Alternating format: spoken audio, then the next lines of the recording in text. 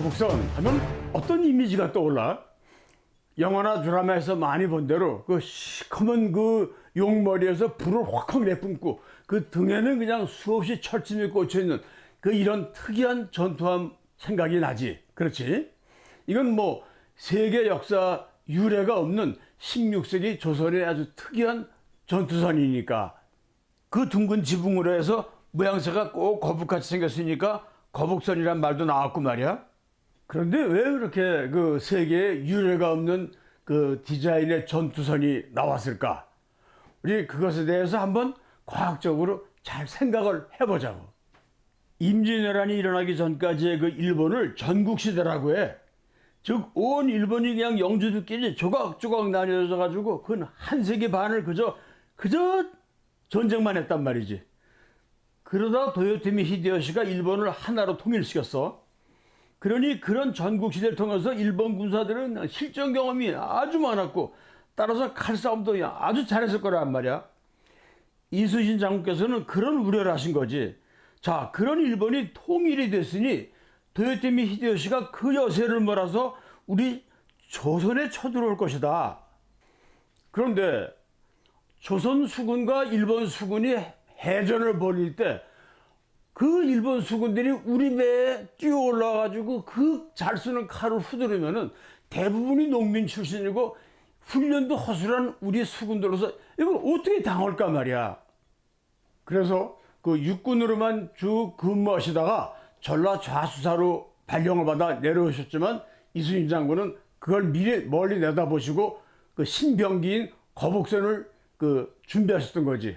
근데 그 당시 선조임금은 사람이 치졸했는지 그게 누가 모반이 나오지 않을까 하고 늘 의심순으로 봤기 때문에 이게 잘못 걸려들면 큰일 나거든.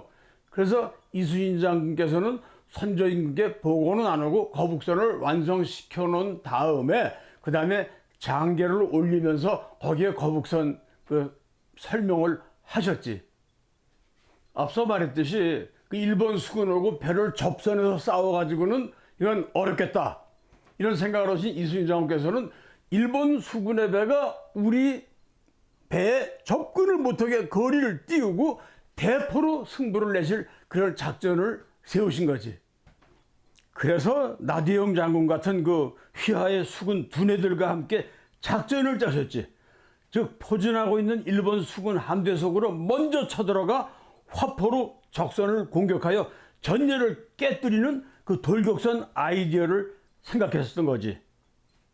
문제는 일본 수군들은 봉이냐고.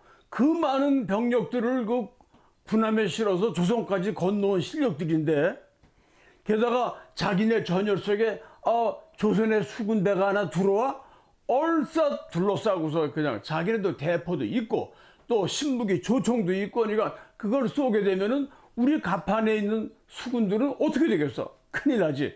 그래서 이순신 장군께서는 이걸 아주 원천봉쇄할 그 아이디어를 내신 거지.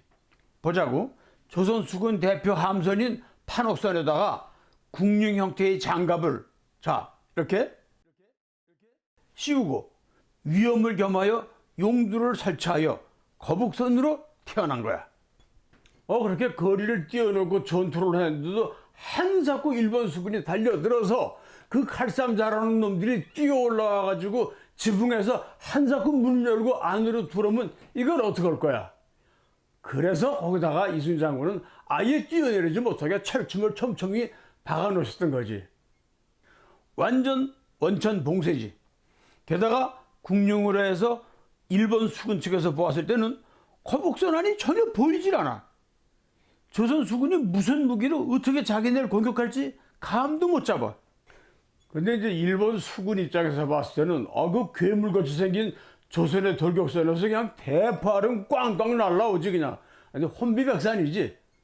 이렇게 해서 이순신 장군께서는 그 16세기 동아시아 최초로 해전에서 그 화포전을 여신 거야. 전투선 그 갑판 위에 그 지붕 같은 걸 설치한 것은 그 거북선만 했던 건 아니야. 그거 말고도 일본 수군에서도 그 아다케 부네라고는 전투선이 있는데 그 전투선이 있었어. 단 그 일반 주택 형태로 배 가운데 일부만 했을 뿐이지. 그런데 바로 여기에 이순신 장군과 그 휘하 비밀병기 거북선 설계에 참여한 전문가들의 그 과학적 아이디어가 엿보이는 거야. 가판 위에 장갑을 씌운다. 씌우되 궁룡 형태로 디자인하신 것이지. 그 둥근 지붕이야 그 잘 알겠지만 그 궁룡이라고 그러는데 그 궁룡이란 말은 좀 낯이 설지. 사실 거의 쓸 일이 없는 한자어야. 궁은 하늘이라는 의미. 이런 풀이야. 룡은 하늘이 활같이 둥글게 생겼다. 그런 얘기지. 이렇게 둥근 천장을 말하는 건데 그 궁룡이란 말은 그 건축용어로 그 활이나 그 무지개처럼 그 가운데가 이렇게 높고 그리고 길게 내려간 그런 천장이나 지붕을 말해. 거북선의 경우 같이 선수에서 선미까지 길게 둥글게 생긴 지붕 같은 경우야. 근데 그 가판 위를 씌우되 그냥 평면 형태의 지붕으로 하면 건조하기도 쉬워도 궁룡 형태로 씌운다는 건 아주 난이도가 높은 그 어려운 공정이야. 골조를 일일이 아치 형태로 즉 곡선으로 켜서 이어 붙여야 하니 말이야. 게다가 그 모든 선박, 특히 거북선 같은 경우는 모든 라인이 다 곡선으로 되어 있다고. 그러니까 이 거북선을 건져오는데 이렇게 아치를 하나씩 만들 때 이것이 규격이 다 달라지기 때문에 건조에 무척 어려움이 따른다고. 그런데도 왜 이순신 장군의 거북선 설계팀은 거북선 지붕을 이렇게 난이도 높은 궁룡 형태로 하셨을까? 궁룡, 이제부터 우리가 좀 더 과학적으로 잘 분석해 보겠지만 그럴수록 우리는 속으로 그 이순신 장군과 그 휘하 그 두뇌들의 그 아이디어에 감탄하는 거야. 자, 같이 과학 궁룡에 대해서 한번 그럼 생각을 해보자고. 과학 궁룡 첫 번째. 우선 큰 배의 가판 위를 그냥 지붕으로 다 덮으면 다음과 같은 문제들이 발생해. 배 상부가 무거워짐으로 해서 그 무게중심이 위로 올라가게 되니까 배 안정성이 아주 해로워져. 자칫하면 전복되기 쉽지. 그래서 모든 선박들은 진분수고로 설계되는 거거든. 물론 그 현대군함도 마찬가지. 그래서 진짜 싸울 수 있는 거북선은 상부를 궁룡 형태로 하여 진분수꼴이 되게 하여 선체 상부의 무게를 훨씬 줄이게 된 거지. 과학궁룡 두 번째. 이번엔 거북선의 그 구조에서 그 단면을 생각해 보자고. 궁룡을 씌우면은 거북선의 단면이 원통형이 되면서 이것이 강도가 아주 강해져. 그 제일 좋은 예가 항공기 디자인에서 보는 그 구조야. 이 단면을 보면은 봐요. 이것이 전복이 단면인데 그 오른편에 있는 진짜 싸울 수 있는 거북선하고 구조가 거의 같지? 이건 내가 억지로 갖다 붙여서 그렇게 디자인한 것이 아니라 배구, 비행기고 과학적으로 기능적으로 설계를 하다 보면은 닮은 걸로 귀결되게 되어 있어. 그 다음 과학궁룡 세 번째, 좀 용어가 어려운데 경사장갑의 원리라는 거야. 즉 적의 포탄을 맞았을 때 튕겨나가게 하는 궁룡이라는 거지. 그 임진왜란 당시에 그 일본 군선에도 대포가 있었거든. 그래서 그들도 우리를 쏘았다고. 물론 거북선이 일본 선에 비해선 더 튼튼했기 때문에 그랬지만 타격도 있었을 거라고. 그러나 포탄이 상부에 맞았을 경우 상부는 궁룡이라 곡면으로 되어 있으니까 우선 맞으면 퉁 하고 튕겨나가. 당시 그 대포알은 그 고운같이 생겨가지고 날아가서 목표물을 맞추면 부시는 건물을 끝이지 폭발하지 못했어. 그러니까는 궁룡에 튕겨나가면 그냥 물에 빠지는 걸로 끝이었지. 그런데 이 궁룡은 이 골조가 이렇게 곡선으로 되어 있기 때문에 이 두께가 위로 가면서 여기서 넓어지기 때문에 즉 강해지기 때문에 이런 것을 우리가 그 경사 장갑의 원리라고 그래. 그럼 여기 이 두께를 1이라고 봤을 때 그 같은 두께의 골조가 곡선으로 되면 2배 플러스 효과를 낸다고.